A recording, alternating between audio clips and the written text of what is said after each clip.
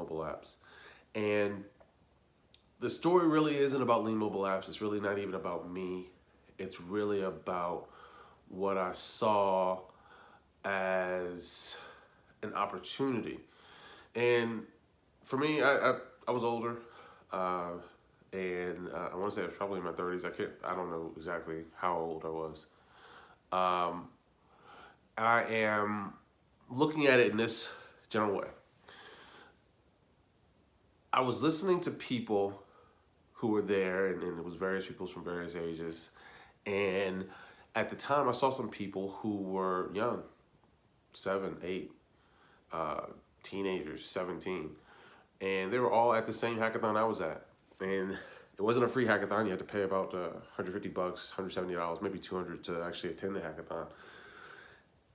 It gave you free food, gave you an opportunity to experience what it was like to really just work and code and develop it. And these people, many of these people would actually stay there from 8 o'clock in the morning till 1 o'clock at night. And these kids were there too, that late. They played tons of music. They played games at periods of time.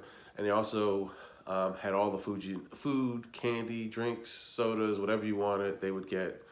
It was really about developing and coming up with solutions to ideas and problems. Now, I framed this back to martial arts. We were working on problems. We worked on solving some problems I thought was pretty cool, but I really sat and got a chance to get to know some of the people, and some of the people actually were really, really cool. And in getting to know some of these kids, what I found out was that they had a level of discipline that your average adult doesn't have.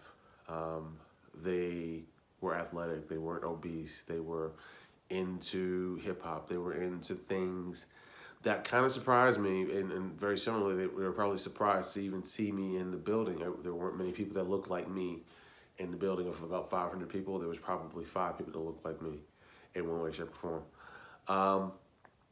But in that sense of the word, I got to know them, and one of the things that I got to know most about the kids that were there was that they came from backgrounds of families that were actually involved in their upbringing.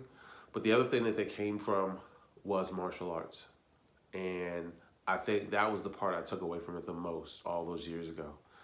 The fact that they were involved in martial arts, the fact that they weren't active anymore, but they'd achieved a black belt, they'd achieved a level of success, they'd gone to tournaments, they had experiences that let them become quality martial artists, quality people, very respectful, had no fear of speaking on stage in front of hundreds of people, had no fear of the microphone, had personality, and was really willing to be creative.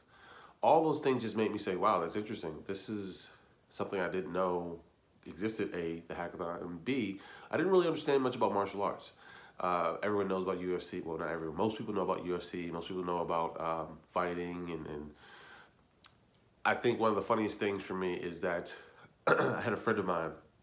I was actually introducing his son to martial arts. And I was taking him to classes, and he would constantly say to me, or not even say to me, he would say to others as I took his son to classes, he would say, yeah, my son's going to his jiu-jitsu training. And we weren't practicing jiu-jitsu, we were practicing karate. Now, to many people who don't practice martial arts, it's all the same. Jiu-jitsu, taekwondo, karate, they're all the same.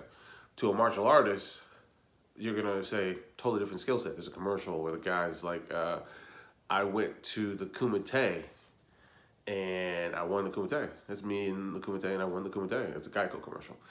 And the person in the studio, oh, you know karate? And the person who was the winner of the Kumite said, no, I practice Muay Thai. Totally different skill set. Now, to your average person, that's funny because it's like, oh, okay, you still are exciting and different and interesting and all those kind of things. To the martial arts, like, yeah, I practice Muay Thai. You're saying karate, totally different skill set. I was taking a kid to a karate class. His dad was telling me where he's going to a jiu-jitsu class, totally different skill set. Even looking up online, I looked for the top 10 karate arts or top 10 types of karate. I saw a list that included jiu-jitsu, Muay Thai, all these different things. And I'm sitting there thinking, wow, people just throw the label karate on everything. But going back to the original story, these people actually practice Taekwondo. I thought it was very interesting to learn more about that. And they were practicing Taekwondo. They were Taekwondo black belts. And part of that to me was what was the core of what helped them to become as confident as they are. And they were at that time when it came to doing the hackathon and doing activities. So I say all that to say, I'm going to dedicate this channel to telling more of the story about martial arts, to really sharing something of the journey. These trophies are not my trophies. They're my little man's trophy. He has championship belts and titles, and those are actual championship items also. As we unwrap it, I'm going to create more stories, tell more stories about his journey, tell more stories about my journey, because I actually do practice martial arts now myself. And I'm just going to really share what it's like to be a parent in this space, what I learned as a parent, because a lot of times I had the chance to talk to the kids, but I've had parents come up to me and want to ask me the same questions. So tell me about the tournaments. You let your son play tournaments, and a lot of times their kids are older than us. So